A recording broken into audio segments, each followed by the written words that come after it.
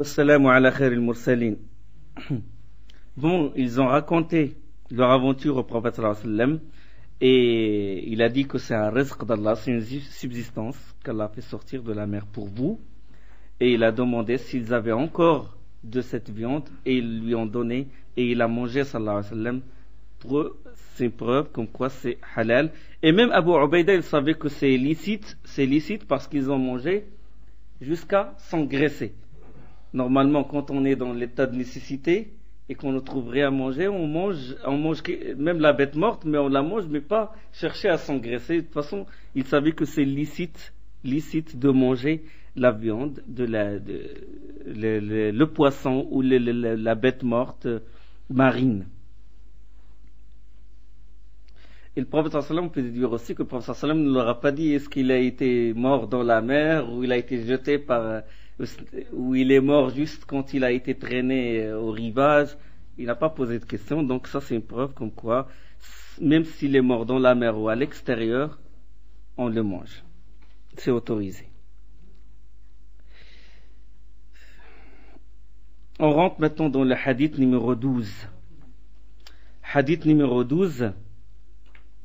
عن أبي هريرة رضي الله تعالى عنه قال قال رسول الله صلى الله عليه وسلم إذا وقع الذباب في شراب أحدكم فليغمسه ثم لينزعه فإن في أحد جناحيه داء وفي الآخر شفاء أخرجه البخاري وأبو داود. On rapporte d'Abu Huraira qui disait, le prophète sallallahu alayhi wa sallam avait dit, si une mouche tombe dans votre boisson, plongez-la dedans, puis retirez-la, car l'une de ses ailes contient une maladie et l'autre un remède. Hadith rapporté par le Bukhari, Abu Daoud. Bon, ce hadith, il a des hadiths témoins, shawahid, qui appuient, qui le renforcent.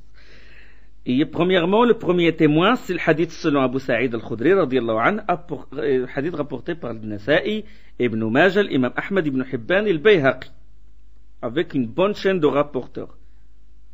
Isnad sahih. Le deuxième shahid, le deuxième témoin, c'est le hadith de Anas, rapporté par Al-Bazzar, ou Tabarani, et Ibn Hajar, il a dit dans son livre Fath al-Bari, ça veut dire l'explication de Sahih al-Bukhari, il a dit les hommes de la chaîne sont dignes de confiance, sont des hommes sûrs. Les hommes qui ont rapporté ce hadith sont des hommes dignes de confiance. Troisième shahid, troisième témoin, c'est le hadith de Anas. Et là, Anas l'a rapporté de Ka'b al-Ahbar, en tabi'i. Des fois, il y a des hadiths où le compagnon rapporte le hadith du tabi'i.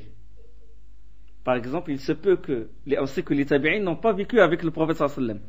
Mais des fois, le compagnon, il rapporte le hadith de celui qui n'a pas vécu l'époque du prophète sallallahu alayhi wa sallam, des successeurs. Pourquoi? Parce qu'il se peut que le tabi'i soit un grand savant et qu'il prend le hadith des autres compagnons. D'accord? Donc, les compagnons lui font confiance et ils prennent le hadith de lui. Ka'b al-Ahbar, il en fait partie. Et il y a le quatrième témoin, c'est le hadith de Ali ibn Abi Talib radiyallahu anhu, rapporté par Ibn Najjar. Donc,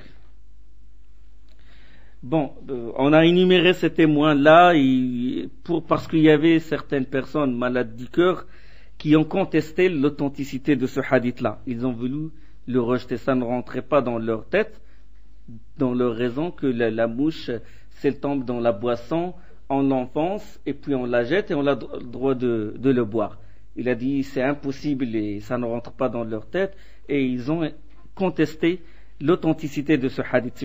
C'est pour ça qu'on a dit il est rapporté par Al-Bukhari et Abu Daoud et on a ramené les autres témoins, et de même parce que certaines personnes ils touchent aussi il touche à la réputation, à la crédibilité de Abu Huraira radiyallahu anhu, parce qu'il sait qu'il a rapporté plus de 5000 hadiths là, mais on sait que chaque fois que Abu Huraira rapporte un hadith, on trouve un texte pareil rapporté par Anas ibn Malik par les autres. Et Abu Huraira, ça c'est à l'unanimité, il est digne de confiance, c'est le compagnon du prophète sallallahu alayhi wa sallam, et celui qui a rapporté le plus de hadiths, et il fait partie des grands savants et des grands compagnons. Donc on ne doit pas le toucher, on doit au contraire dire toujours radiyallahu anhu. Donc ce hadith est authentique, malgré malgré les contestations de ces gens-là, ce hadith était authentique. Et le prophète sallallahu alayhi wa sallam l'a dit. Donc, il a informé, ce qu'il a informé, tout ce dont il a informé est vérité. Parce que le prophète sallallahu alayhi wa sallam ne parle pas sous l'effet de la passion. ما ينطق عن الهوى لا ينطق عن الهوى إنما هو وحي إن هو إلا وحي يوحى dans Surat Al-Najm. Quand Allah subhanahu wa ta'ala dit ne prononce rien sous l'effet de la passion, ce n'est qu'une révélation inspirée. Donc celui qui témoigne que nul n'est en droit d'être adoré qu'Allah et que Muhammad c'est son envoyé et son messager, il n'a pas besoin que les découvertes scientifiques approuvent les dires du prophète sallallahu alayhi wa sallam.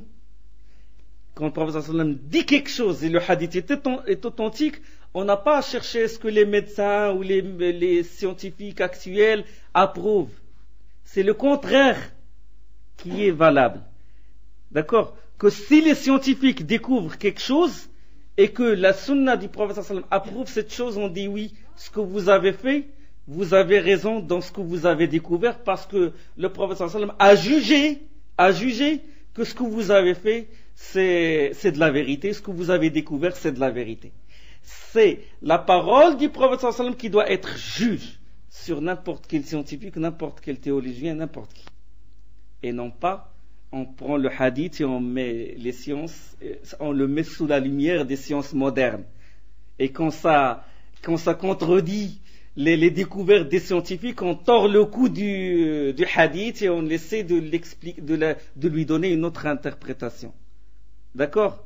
Le prophète sallallahu alayhi wa sallam, quand il dit إذا وقع الذباب في شراب أحدكم فليغمسه ثم لينزعه فإن في أحد جناحيه داء وفي الآخر شفاء, si une mouche tombe dans votre boisson, plongez-la dedans, puis retirez-la, car l'une de ses ailes contient une maladie et l'autre un remède. Clair, le prophète sallallahu alayhi wa sallam a dit vrai, et je n'ai pas besoin de chercher dans les découvertes scientifiques. Certes, les découvertes scientifiques augmentent la conviction, augmentent la croyance, la foi du musulman. Les scientifiques contemporains, ils ont découvert ça, que quand la mouche tombe dans de l'eau, elle lève toujours une aile. D'accord? Et l'aile qui est enfoncée dans l'eau, elle contient la maladie, elle contient des microbes. Ils ont fait des analyses microbiologiques, comme il faut et tout, l'incubation, tout ce qui suit les étapes. Après, ils ont mis ça sous le microscope. L'eau, ils l'ont mis sous le microscope et ils ont trouvé qu'il y a des bactéries, il y a des microbes, etc. Et quand ils ont enfoncé la mouche, ils ont fait l'expérience, ils ont analysé cette eau, et ils ont vu que les microbes ont disparu. Donc, clair, le prophète sallallahu alayhi wa sallam, sa parole est vraie. Donc, quand on enfonce la mouche, c'est tous les microbes qu'elle met dans l'eau, ils s'atténuent, ils disparaissent. D'accord? Et si on enlève la mouche et on boit cette boisson, la boisson garde sa pureté. Maintenant, des leçons de jurisprudence. Ce qui ne contient, on confirme encore, ce qui ne contient pas de sang qui coule n'est pas impur. الذي ليس له نفس سائلة ليس بنجس. Celui qui ne contient pas du sang qui coule, comme la mouche, n'est pas impur, et ce hadith-là l'approuve. Et ne devient pas impur à cause de la mort. D'accord?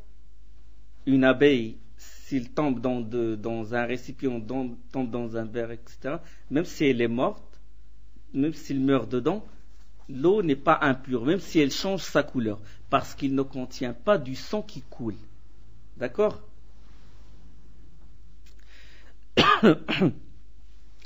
Le prophète sallallahu alayhi wa sallam, il a dit votre boisson, ce qui signifie que c'est la boisson, c'est une très faible quantité, c'est une petite quantité du liquide.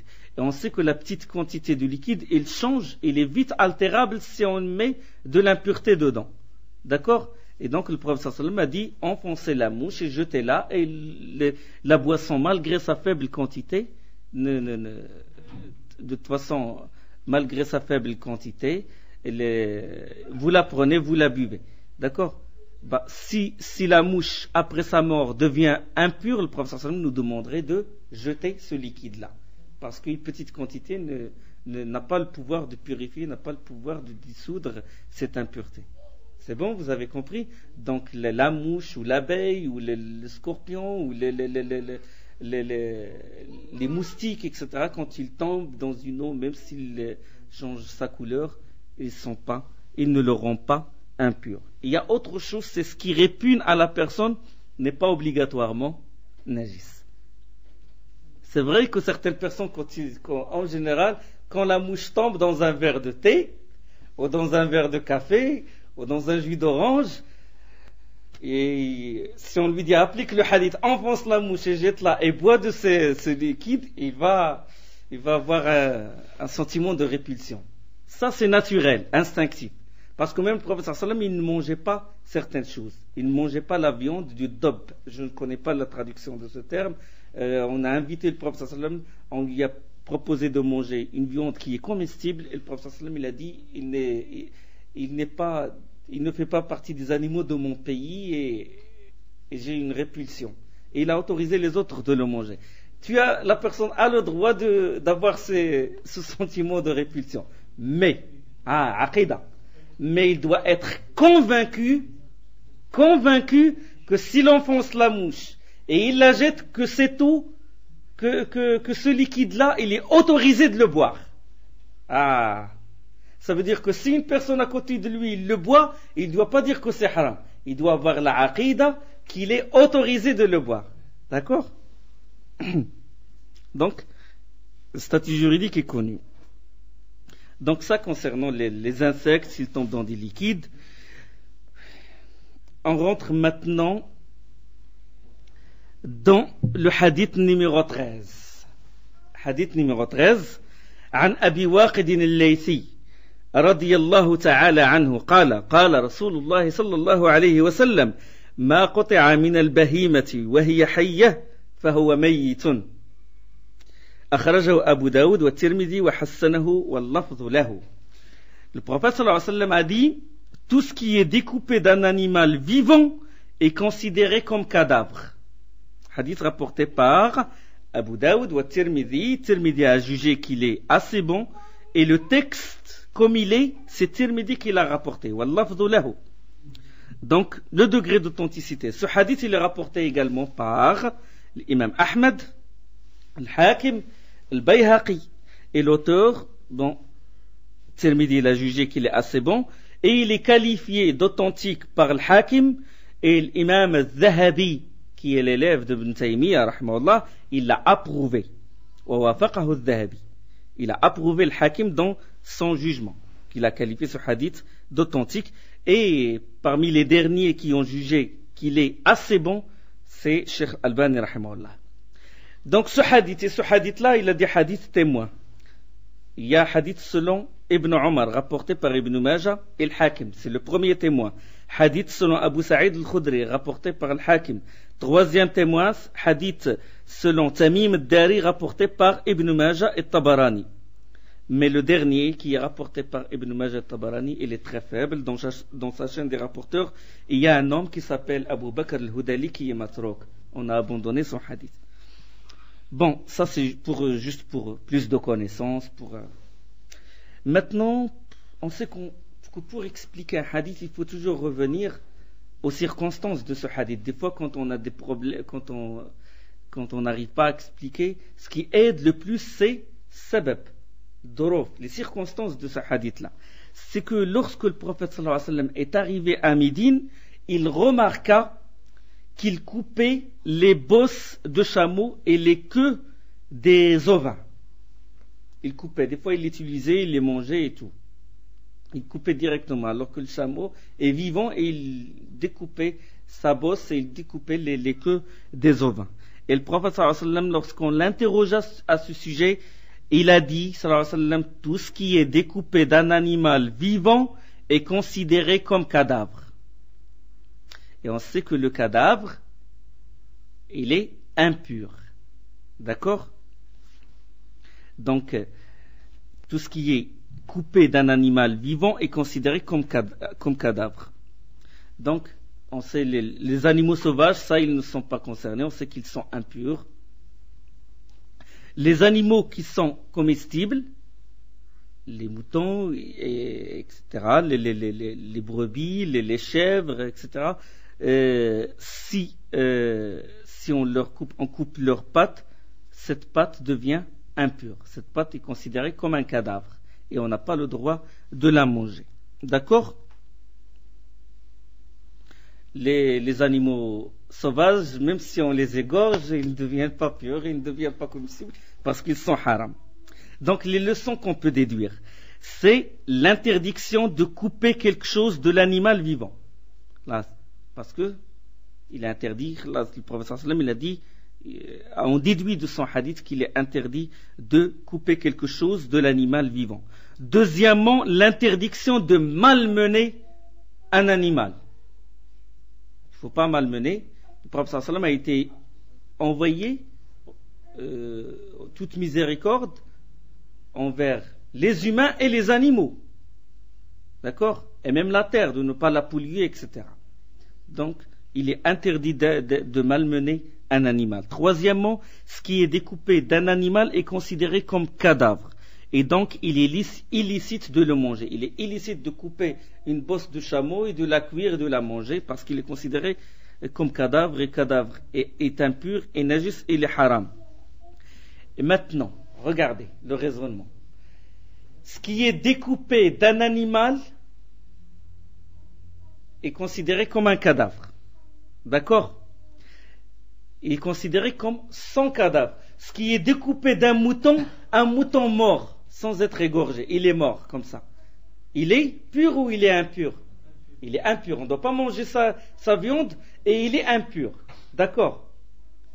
Donc si on découpe une patte d'un mouton, on n'a pas le droit de la découper, de la cuire et le laisser mutiler comme ça. Parce que cette pâte est considérée comme son cadavre et il est impur. Déduction. Raisonnement. Si on découpe la pâte d'une sauterelle, est-ce qu'il est pur ou il est impur ? Pur. Il est comme le cadavre de la sauterelle. Même s'il s'envole, il s'enfuit. Si on garde la pâte, est-ce qu'on a le droit de la manger ? Oui, même s'il s'enfuit. La nageoire d'un poisson. On a, je ne sais pas les outils qu'ils utilisent pour... on a coupé sa nageoire et le poisson s'est enfui. On a le droit de manger cette nageoire ? Oui, parce qu'il a le même hukm, le même statut juridique que le cadavre. Et on sait que le cadavre du poisson, il est halal, il est illicite et il n'est pas impur. D'accord ? Un poisson tombé dans l'eau, si par exemple on a un récipient et qu'un poisson est tombé on l'a mis dans quelqu'un, a jeté le poisson dans cette eau, même si la couleur de cette eau change, même si la couleur de cette eau, il n'est pas impur. D'accord ? Même si toi, dans la route, dans ton chemin vers la mosquée, quelqu'un a jeté sur toi un seau d'eau où il y avait des poissons, même pourris, tout, il l'a jeté sur tes vêtements, tu as le droit de prier avec ces vêtements-là. D'accord ? Parce que ce n'est pas impur. C'est bon ? Donc, ce qui est découpé d'un animal dont le cadavre est pur, est pur.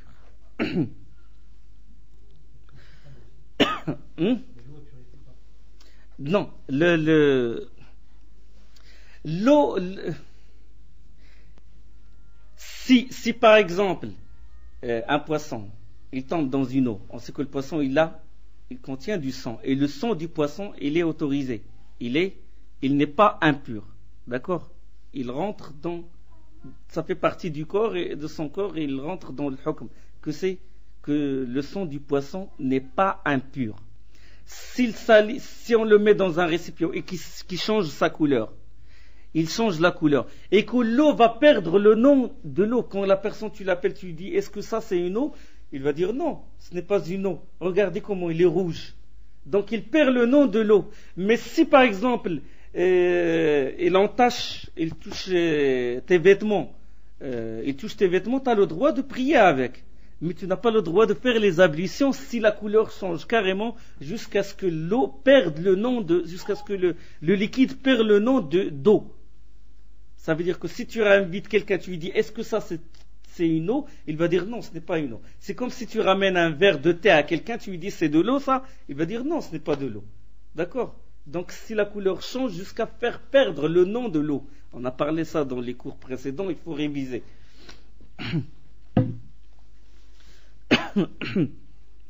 Donc ce qui est découpé d'un animal terrestre et sa viande ou sa graisse, ils sont impurs et ça, ijma' al-ulama, unanimité des savants. On n'a pas le droit de la manger et considérée comme impure, sauf les sauterelles et les poissons.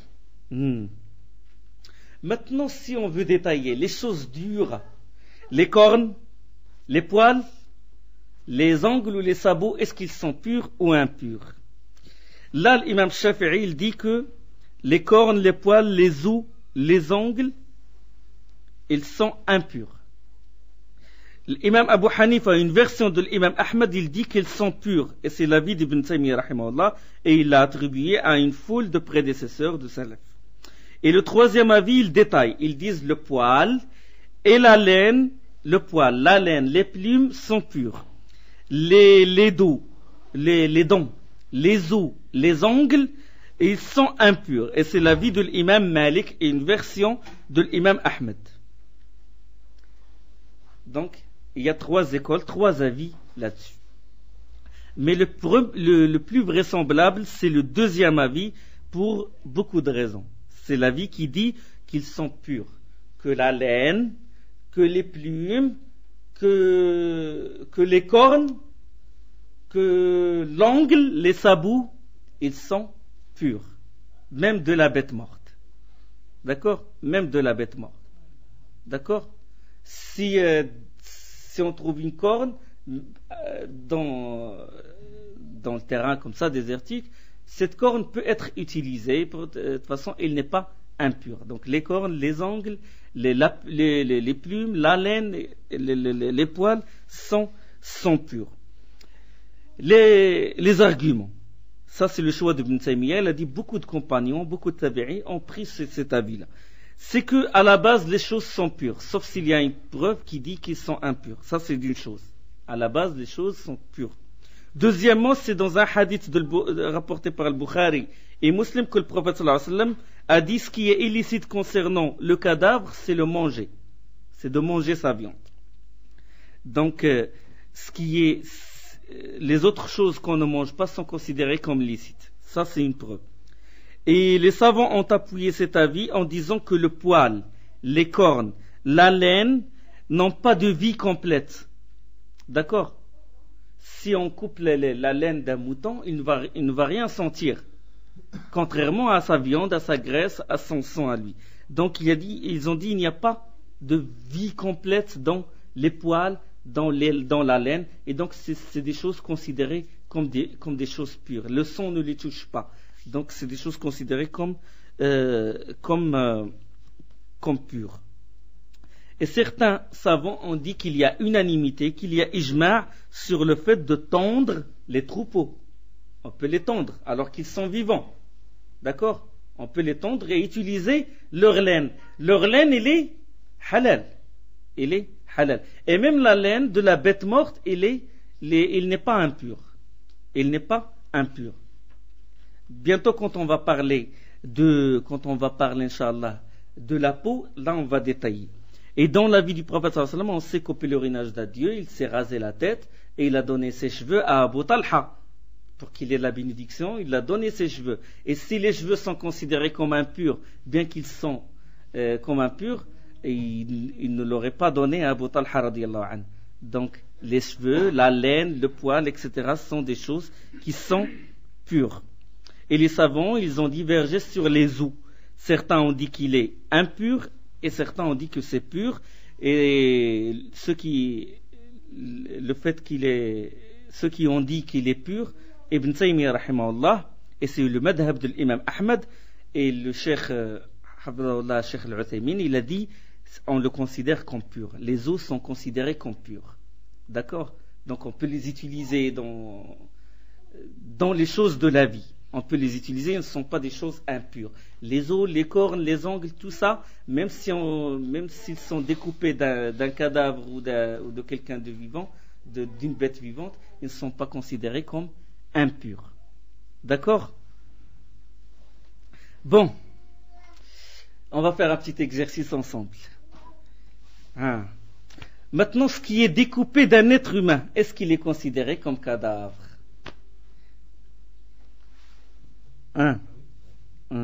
Oui, d'accord. Il s'agit d'un cadavre. D'accord. Si on applique le hadith, mais le hadith il s'applique sur la bête, sur le bahima, la bête, c'est pas sur l'être humain. Si on découpe sa main, et si sa main est considérée comme cadavre, a-t-on le droit de faire la prière de janaza là-dessus? A-t-on le droit de prier sur une main de quelqu'un? Non, quelle est la preuve? Si la personne qui a perdu cette main est vivante, on n'a pas le droit de prier sur cette main. D'accord? D'accord. Mais si une personne a été dévorée par un lion et il ne reste que sa main, a-t-on le droit de prier sur cette main? Oui. Si on est vivant, Inch'Allah, on va parler de Janaïs, on va parler de ça.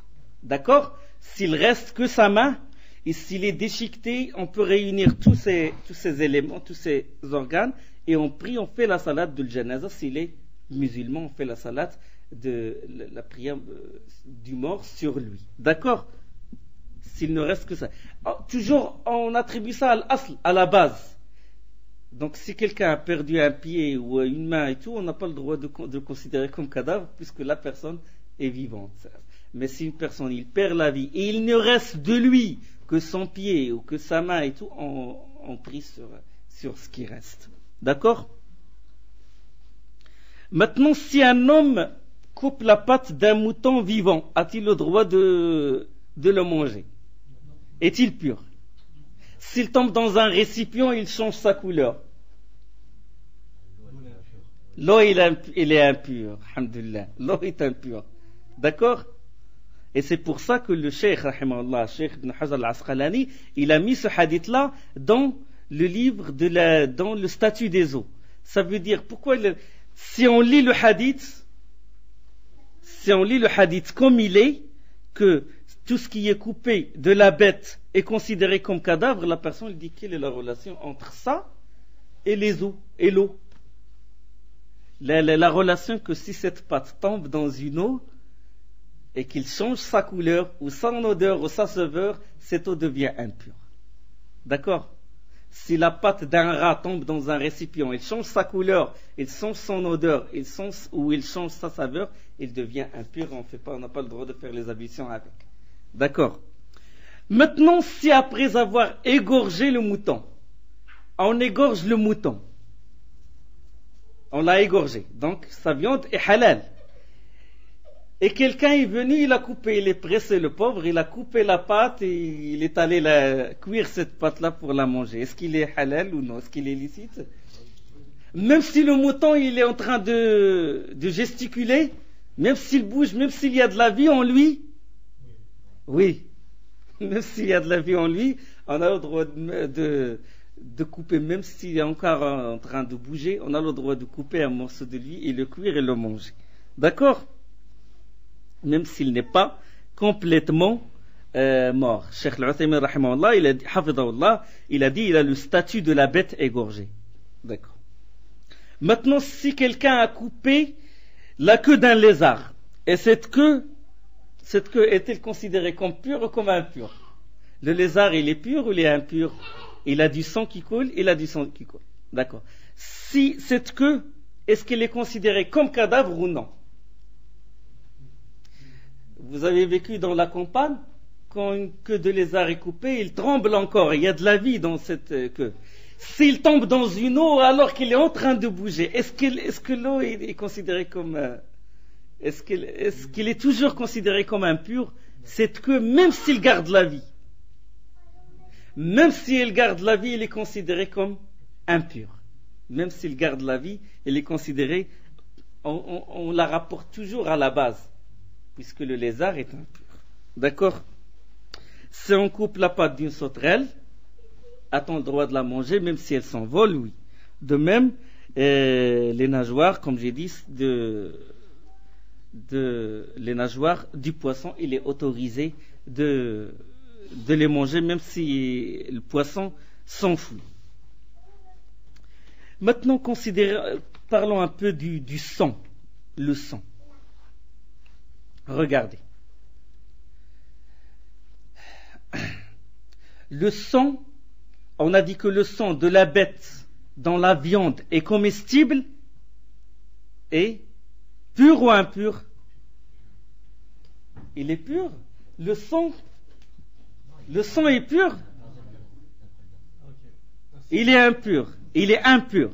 Dam haram ou najis de la bête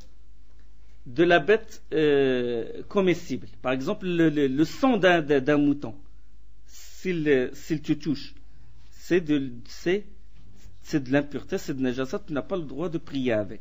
D'accord? Mais la religion et la facilité à propos du sang qui reste dans les veines. On n'est pas comme les juifs, on lave jusqu'à enlever le dernier globule rouge. On a le droit de manger et la religion elle a facilité les choses. La bête sauvage, son sang il est pur ou impur? S'il te touche, si une bête sauvage est blessée, il touche ton pantalon, toi, est-ce que tu as le droit de prier avec ce vêtement-là? Il est impur et donc tu n'as pas le droit de prier avec ce sang-là. D'accord. Oui, on va y arriver. Donc le sang, clair, il est impur. Bête sauvage ou bête comestible. Mais la religion a autorisé pour ce qui reste dans les veines quand on égorge la bête. Pour l'être humain maintenant, est-ce que le sang d'un être humain est pur ou impur? D'accord.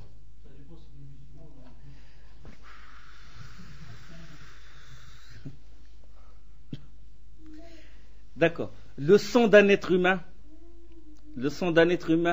il est pur. Le cadavre d'un être humain est pur.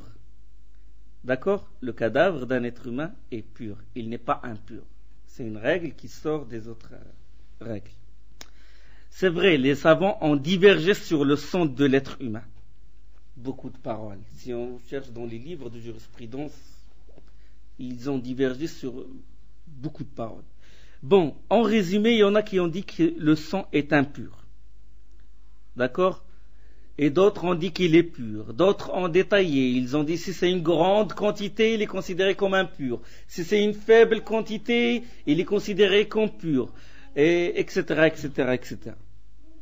Mais, on prend nous des savants, des savants qui ont fait la jurisprudence comparative, ils ont cherché, et ils nous ont donné le jus, le résultat sur un plat, etc. Ils disent que le sang, Cheikh Albani rahmallah, Cheikh Al-Uthaymin et d'autres grands savants actuels, ils disent le sang qui sort des deux voies du sexe ou de l'anus, il est impur. Donc le sang des règles des femmes, il est impur. Et même après qu'elles accouchent, il est considéré comme impur. Le sang qui sort du membre viril d'un homme, il est impur. De même, le sang qui sort de l'anus, si quelqu'un par exemple est atteint des hémorroïdes, ce sang-là est considéré comme impur. D'accord. Et le sang qui coule du corps, une blessure, il n'est pas impur. Il n'est pas impur. Et ils ont pour cela beaucoup de preuves. C'est que les musulmans, les compagnons, ils faisaient beaucoup le jihad avec le prophète sallallahu alayhi wa sallam. Et beaucoup se blessent. Beaucoup leurs vêtements s'entachent. Et on n'a aucune preuve que le prophète sallallahu alayhi wa sallam leur a dit de laver vos vêtements. Au contraire, on a même dit dans la sira du prophète sallallahu alayhi wa sallam, dans une des batailles, dans une des expéditions, Abbad ibn Bishr radiallahu anhu, quand il a été touché par la flèche d'un mécréant, il a continué la prière avec. Le sang il coule, le sang a giclé, et pourtant il a continué la prière avec. Si c'était de l'impureté, il aurait dû sortir de la prière. Et l'exemple de Omar ibn Khattab, il a été poignardé, il a continué la prière. On a beaucoup d'exemples. Et autre chose, là c'est une preuve, c'est un argument solide, les martyrs, shuhada. Le prophète sallallahu alayhi wa sallam a dit de ne pas les laver, de les enterrer avec leur sang. Si le sang était impur, le prophète sallallahu alayhi wa sallam nous aurait demandé de le laver et de laver ces martyrs-là. Donc il a dit, enterrez-les avec leur sang. D'accord? Donc le sang qui sort du corps, il n'est pas impur. Sauf le sang qui sort des deux voies, urinaire et... D'accord? Donc ça c'est clair. C'est ce qu'on a appris de nos savants. Mais Cheikh Al-Uthaymin, il dit si le sang a coulé en grande quantité, il vaut mieux le nettoyer et tout pour éviter, il a dit pour éviter les divergences, mais le plus solide, c'est de toute façon le sang n'est pas impur, qui sort des blessures, etc. Il n'est pas impur. Mais le sang par exemple du chien, il est pur ou il est impur? Impur. Le sang du chat, impur. Le sang du chat, il est impur. D'accord? الدم ما يؤكل لحمه نجس ودم ما لا يؤكل لحمه نجس. Le sang de la bête, écoutez-moi, le sang de la bête dont la viande est comestible est considéré comme impur. Le sang de la bête sauvage est considéré comme impur. Dans les deux cas, il est considéré comme impur, exception. Et le sang de l'être humain, il est considéré comme pur s'il ne sort pas des deux voies. D'accord? Comme le sang des règles ou quelqu'un qui atteint des hémorroïdes. D'accord? Donc ce sang-là est considéré, le sang de l'être humain est considéré comme pur. Et le sang du poisson. Du poisson, le sang du poisson, je parle des bêtes. Le sang du poisson est considéré comme pur et il est comestible, on peut le manger. Et le sang coagulé qui est le foie et la rate. D'accord? D'accord? On va parler des menstrues après, on va parler la prochaine leçon. Maintenant, on a terminé avec les eaux, de parler de l'eau, on va rentrer dans les récipients. Et qui dit récipient, dit les récipients en peau, et qui dit peau des animaux, donc on va parler de la peau. On a parlé aujourd'hui des cornes, de la laine, du poil, ce qui n'est pas touché par la vie. Maintenant on va parler de la peau, ce qui touche le corps. On va parler, bi'idnillah, la leçon prochaine, si on est vivant. Subhanakallahumma bihamdik, ashhadu an la ilaha illa ant, astaghfiruka wa atubu ilayk.